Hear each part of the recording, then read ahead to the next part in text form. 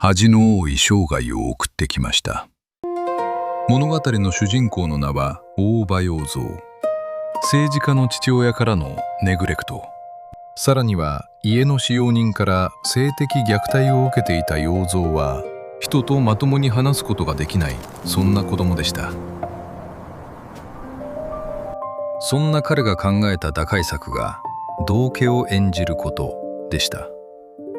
内心では極度に人を恐れながら、どんな時も笑顔を絶やさない、そんな人格障害を抱えながら本当の自分を殺し続けました。中学校の体育の時間、いつものように洋蔵はわざと鉄棒から落ちてみんなを笑わせています。しかし同級生の武一だけは彼の本性を見抜いていました。技。武一のつぶやきに洋蔵は激しく動揺します。正体をばらされることを恐れた洋蔵は武一に近づきます。雨の日に傘を貸したり、怪我の手当てをしたり、そうして武一は心を許していきました。ある日武一は言いました。お前はきっと女に惚れられるよ。お前は偉い絵描きになる。この時の洋蔵はまだ知りませんでした。この予言が彼の後の人生に奇妙な影を落としていくことを。中学を卒業した洋蔵は父の言いつけで東京の高校へ進みます。しかし早々に授業に飽きてしまい、勝手に画塾へ通い始めました。そこで後に彼の運命を大きく変えることになる堀木という男に出会います。実家が太い洋蔵は遊び人の堀木に誘われるがまま、酒やタバコ、女、質屋、非合法の左翼思想などに溺れ、実家の仕送りをすべて遊びに費やすようになりました。やがて父が議員を引退し、洋蔵の生活は一変します。住んでいた別荘は売られ、仕送りも減っていく。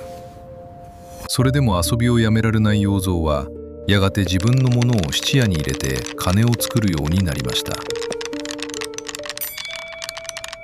そんなある日、ふらっと入った銀座のスナックで、洋蔵は常子という女性に出会います。地方出身で、夫は刑務所暮らし。生きづらさを抱えた者同士惹かれ合い、二人は一夜を共にしました。1ヶ月後、洋蔵は堀木を連れて常子の店を訪れます。席に着くなり、泥酔した堀木が常子にキスしようとしたその瞬間、やめた。さすがの俺もこんな貧乏くさい女には。その時、常子と目が合った洋蔵。惨めさに耐えきれず、その夜記憶を失うほど酒に溺れました。気がつくと洋蔵は常子の部屋にいました。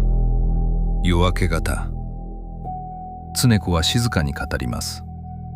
彼女もまた人間として生きることに疲れ切っていたのです。その日の午前、2人は喫茶店に行きました。支払いをしようとした洋蔵の財布には銅銭が3枚だけ。もう生きていけない。自暴自棄になった2人はその夜、鎌倉の海に向かい心中を図るのでした。しかし翌日、死んだのは常子一人。洋蔵は生き残ってしまいます。この事件は新聞にも大きく取り上げられ、高校は強制退学。洋蔵は自殺幇助の疑いで警察へ。釈放後、父の名に泥を塗った洋蔵は絶縁され、父の知人の家に半ば監禁されました。しかし洋蔵はそこを逃げ出し、堀木の家に転がり込みます。そこで出会ったのが堀木の取引先の女性静子でした。5歳の娘を持つ未亡人。面倒見のいい彼女は洋蔵に漫画の仕事を紹介したり、家出の後始末をしたり、そして彼女は洋蔵を自分の家へ迎え入れることにしました。しかし洋蔵の心は晴れません。紹介されたのは無名雑誌のギャグ漫画。夢だった画家との落差に苦しみ、洋蔵は再び酒に沈んでいきます。飲み代に困ると勝手に静子の服を質屋に入れて金を作る始末。それでも彼女はそんな洋蔵のことを決して責めませんでした。ある日、泥酔して帰った洋蔵は部屋から漏れる楽しげな声を耳にします。それは静子と娘が新しく飼い始めたウサギと戯れる声でした。二人の幸せを邪魔してはいけない。そう感じた洋蔵はそのまま家を出て二度と戻ることはありませんでした。洋蔵が向かったのは馴染みのバーでした。マダムに「別れてきた」とだけ告げ、半ば強引に泊まり込みます。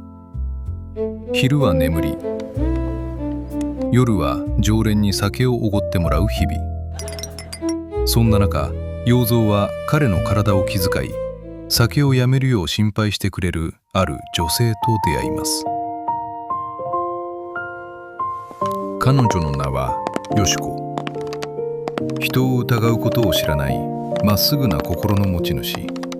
すさんだ洋蔵にはその純粋さが眩しく見えました。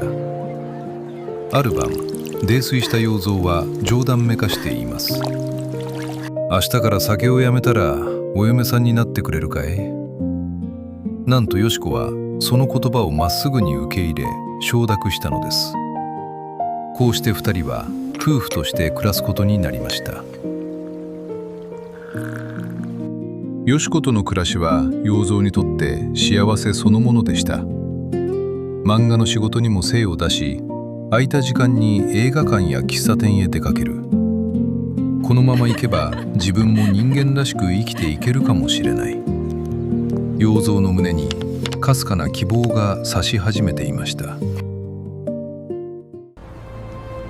しかしその幸せは一瞬で砕け散ります。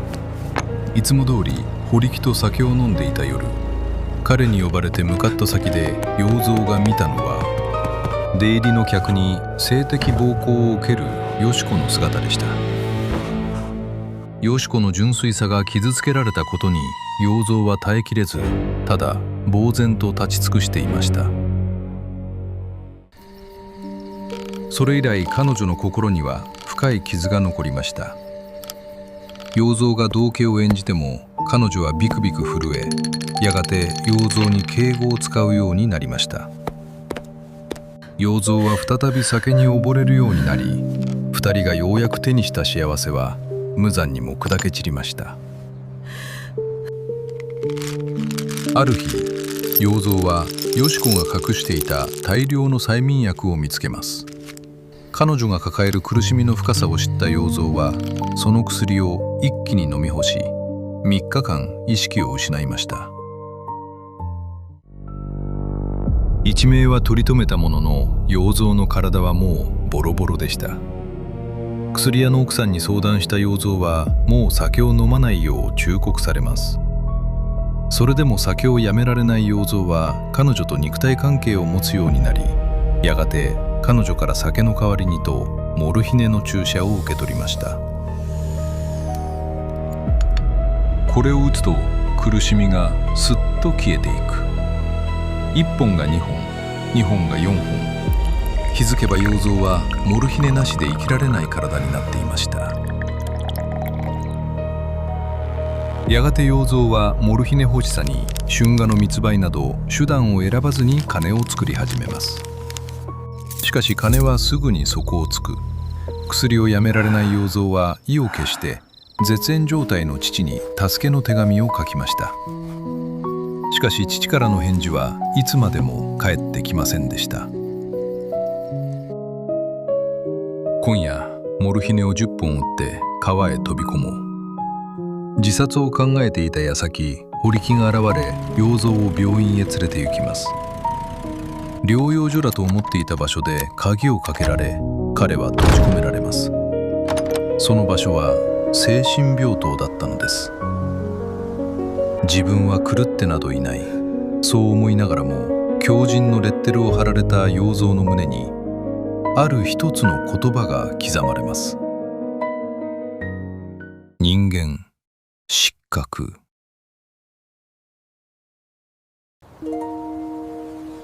あれから3年、要造は故郷から少し離れた田舎で静かに療養生活を送っていました。若干27歳。しかし白髪だらけの姿は40を超えた老人のように見えるのでした。そして今、要造は生きているのか死んでいるのか、それさえ分かりません。しかしバーのマダムは最後に少し間を置いてこう言いました。私たちの知っているようちゃんはとても素直で、よく気が利いて、あれでお酒さえ飲まなければ、いいえ、飲んでも神様みたいないい子でした。